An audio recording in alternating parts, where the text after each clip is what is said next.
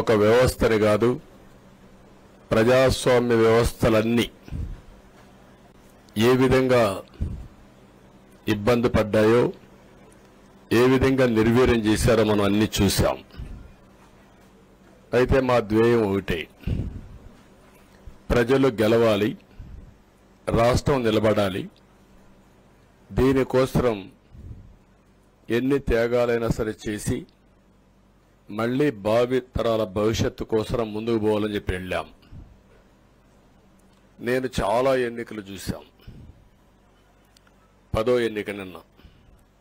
అంటే ఇన్ని ఎన్నికలు చూసినా, అంటే ఎన్నికలు చూడడమే కాకుండా ఈ ఎన్నికలన్నీ at the helm of affairs ఉండి ఎప్పటికప్పుడు సమీక్షలు కానీ ఇవన్నీ నిర్వహించడం కూడా చేశాం. రాజకీయాల్లో ఒడుకుదుడుకులు సాధారణంగా ఉంటాయి. ఎవరు శాశ్వతం కాదు. దేశం శాశ్వతం, ప్రజాస్వామ్యం శాశ్వతం, రాజకీయ పార్టీలు శాశ్వతం, అధికారం అశాశ్వతం. రాజకీయ పార్టీలు కూడా సక్రమంగా ఉంటే మళ్ళీ ప్రజలు ఆదరిస్తారు, లేకపోతే రాజకీయ పార్టీలు కూడా చాలా పార్టీలు కనుమరుగైపోయినాయి. వ్యక్తులు కనుమరుగైపోయారు, రాజకీయ పార్టీలు కనుమరుగైపోతాయి. కానీ ఇంత హిస్టారికల్ ఎలక్షన్ నేను ఎప్పుడు చూడలా. నా జీవితంలో చాలా ఎలక్షన్స్ ఫేస్ చేస్తే కానీ వేవ్ కనపడేది, వ్యతిరేకత కనపడేది. కానీ ఈ ఎలక్షన్లో ఎక్కడో అమెరికాలో ఉండే వ్యక్తి ఒక 5 లక్షలు 10 లక్షలు ఖర్చు పెట్టుకొని నేను రావాలి, ఓటేయాలి, ఈ రాష్ట్రం నిలబడాలి, ప్రజలు గెలవాలి అనే ఆవేదనతో వచ్చారు. ఎక్కడో పక్క రాష్ట్రాల్లో ఎక్కడో కడుపు నిండడం కోసం కూలి పనులకైనటువంటి వ్యక్తులు, పాచి పనులు చేసుకునే వ్యక్తులు సొంత డబ్బులు పెట్టుకొని నేరుగా ఇక్కడ రైల్వే స్టేషన్లో చూస్తే, బస్ స్టాండ్లో చూస్తే భోజనం కూడా ప్యాక్ చేసుకొని తీసుకొచ్చి ఇక్కడ భోంచేసి ఓటేసే పరిస్థితికి వచ్చారు. ఈ కమిట్మెంట్ని ఏ విధంగా వర్ణించాలో నాకైతే అర్థం కాదు. ఏ విధంగా వాళ్ళని అభినందించాలో కూడా అర్థం కాని పరిస్థితి. అనేక ఎన్నికల్లో అనేక అనుభూతులు చూశాం. కానీ మేము అన్ని ఎన్నికల కంటే ఇది ఒక తెలుగుదేశం పార్టీ చరిత్రలో, ఆంధ్రప్రదేశ్ రాష్ట్ర ప్రజల చరిత్రలో సువర్ణాక్షరాలతో లిఖించదగ్గ ఎన్నిక. ఇది ఒక హిస్టారికల్ ఎన్నిక. ఆగస్టు క్రైసిస్ తర్వాత, ఎన్టీ రామారావు గారు పార్టీ పెట్టిన తర్వాత 83లో మేము గెలిచాం. అప్పుడు 200 సీట్లు వచ్చాయి. కొత్తగా పార్టీ పెడతానే ఎన్నికలకు వెళ్లి 9 నెలలు అధికారంలోకి వస్తే 200 సీట్లు వచ్చాయి. 94లో మీరు ఒక్కసారి చూస్తే ప్రజా వ్యతిరేకం వల్ల 3 ముఖ్యమంత్రులు మారడం వల్ల ఆ రోజు మీరు ఎన్నికలు చూస్తే దగ్గర అపోజిషన్ పార్టీకి రిక్వైర్డ్ నెంబర్, అంటే అపోజిషన్ లీడర్గా వచ్చే స్టేటస్ రాకుండా వచ్చాయి. అవన్నిటిని వర్పించే విధంగా ఈసారి ఊహించని విధంగా వచ్చింది. అంటే దానికి కారణాలు నేను ఎక్కువ చెప్పక్కర్లేదు, అనుభవించిన ప్రజలకే అర్థమవుతుంది. ఎప్పుడైనా సరే ప్రజాస్వామ్యంలో ప్రాథమిక హక్కు మాట్లాడే స్వేచ్ఛ. ఆ స్వేచ్ఛనే కోల్పోవాల్సి వచ్చింది. అదే కాదు, బ్రతికే స్వేచ్ఛ, ఆస్తులు పెట్టుకునే స్వేచ్ఛ, ఇవన్నీ కోల్పోయే పరిస్థితి వచ్చింది. అందుకే మీరు చూస్తే మొన్న ఎలక్షన్లో సరే ఏ విధంగా మేమందరం కలిసాం అవన్నీ మాకంటే ముందు మీకే తెలుసు. కలిసినప్పుడు ఎవ్రీ ఈవెంట్ ఇవి వేదిక నుంచే ప్రారంభించాం. అక్కడి నుంచి ముందుకెళ్ళాం. ఆ రోజు చెప్పాం, ఈ రోజు ఒకటి చెప్తున్నాం. మా ఆలోచన ప్రజలు గెలవాలి, రాష్ట్రం నిలబడాలి. అంతవరకు సాధించగలిగాం. 55.38% ఓట్లు పడ్డాయి.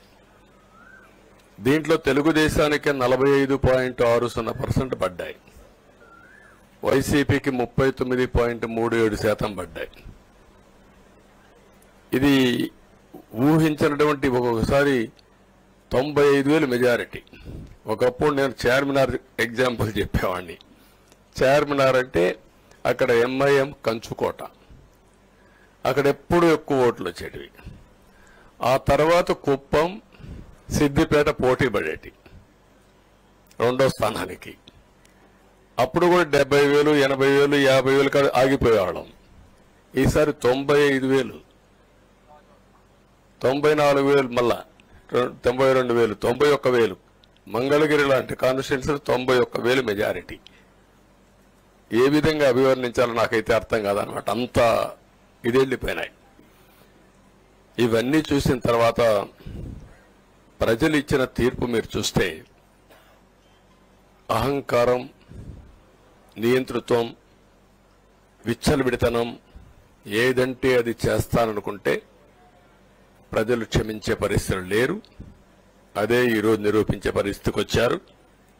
ఒక మాటలో చెప్పాలంటే ఈసారి వీళ్ళు చేసింది గుణపాఠం పాలకులకు కాదు, అవినీతి అహంకారంతో ముందుకు పోయి ఎలాంటి ధ్వంసకారులకైనా ఇదే జరుగుతుందని నిరూపించారు ప్రజలు. దానికి మనస్ఫూర్తిగా అభినందిస్తున్నా.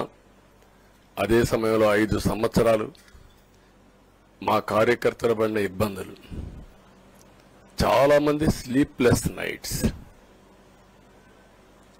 కంటి నిండా నిద్రపోని పరిస్థితి. అక్కడి నుంచి నేను చూస్తే చాలా కడాన మనిషిని హింస పెడుతూ, నువ్వు ప్రాణంతో బతకాలంటే జై జగన్ అనమంటే జై తెలుగుదేశం, జై చంద్రబాబుని ప్రాణాలు తిన్న సందర్భం చంద్రయ్య. ఇది తలుచుకుంటే ఆ కమిట్మెంటే, ఆ త్యాగాల ఫలితమే ఈరోజు ప్రజాస్వామ్యాన్ని కాపాడుకోగలిగాం. ఒక మా కార్యకర్తలకే కాదు, మీడియా 5 ఏళ్లు మీరు పడిన ఇబ్బందులు, మీరు కోర్టుల చుట్టూరు తిరిగిన ఇది, మిమ్మల్ని సిబిసిఐడి ఆఫీసులో పెట్టి వేధించిన విధానం, అవి తలుచుకుంటే ప్రజాస్వామ్యమే సిగ్గుతో తలంచుకోవాలి. అలాంటి సంఘటనలు జరిగాయి. మేనేజ్మెంట్ని ఒకరినని కాదు, ఎవరినైనా పట్టుకురావచ్చు, ఏదైనా చేయొచ్చు అనే ధీమా వచ్చేసి ఇష్టానుసారంగా ప్రవర్తించే పరిస్థితికి వచ్చారు. అదే సమయంలో ప్రజల మీద, మా పార్టీ మీద సరే, ఈవెన్ జనసేన పవన్ కళ్యాణ్, ఆయనకు కూడా స్వేచ్ఛ లేదు. ఎక్కడైనా సరే విశాఖపట్నానికి వెళితే ఉన్న పళంగా విశాఖపట్నం నుంచి వెకేట్ చేయాలని తిరిగి, అంటే నగర బహిష్కరణ, ఒక నాయకుడిని నగర బహిష్కరణ చేస్తే కారణం చెప్పకుండా ఇంకా వేరే వాళ్ళ కథ ఏముంటుందో మనం ఆలోచించుకోవాల్సిన అవసరం ఉంది. కేసులు పెడితే ఎందుకు పెట్టావు కేసు అని అడిగితే దానికి సమాధానం చెప్పకుండా ముందు నిన్ను అరెస్ట్ చేస్తున్నాం, తర్వాత కేసు డీటెయిల్స్ ఇస్తా ఉంటారు. ఇలాంటి చాలా జరిగాయి. ఇవన్నిటికీ పరిష్కారం కోసం ఈరోజు మనం చూసిన తర్వాత ఇది మాకేదో అధికారం అని మేము అనుకోవడం లేదు, ఒక బాధ్యత. మేము పాలకులమే కాదు సేవకులం అని చెప్పే నినాదానికి శ్రీకారం చుట్టారు. ఇవన్నీ గుర్తుపెట్టుకొని పనిచేస్తాం. నేను చాలా స్పష్టంగా సూపర్ 6 ఇచ్చాం. అదే మాదిరిగా ప్రజాగళం ఎన్నికల మేనిఫెస్టో ఇచ్చాం. ఇవన్నీ కూడా ప్రజల్లోకి బాగా వెళ్ళాయి. ఒక హోప్ క్రియేట్ అయింది. ఇవన్నిటి ఫలితాలే నిన్న వచ్చాయి.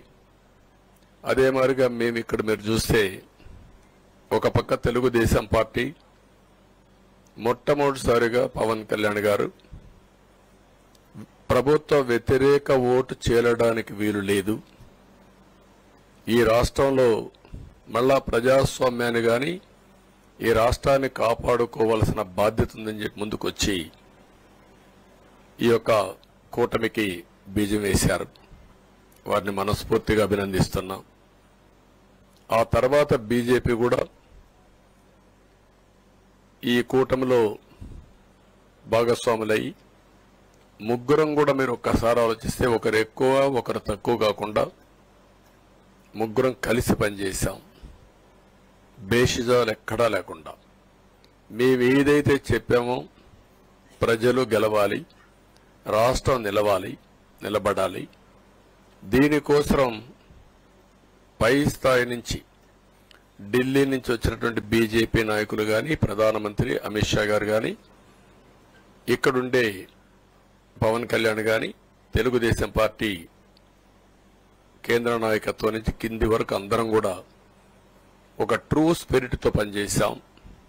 175 అసెంబ్లీలు, 25 అసెంబ్లీలు అన్ని పార్టీలకు సంబంధించిన సీట్లుగా ఎన్డీఏలో భాగస్వాములుగా ఒక బాధ్యతతో ముందుకు పోయాం. అందుకే ఈ అనూహ్యమైనటువంటి విజయాన్ని సాధించగలిగాం.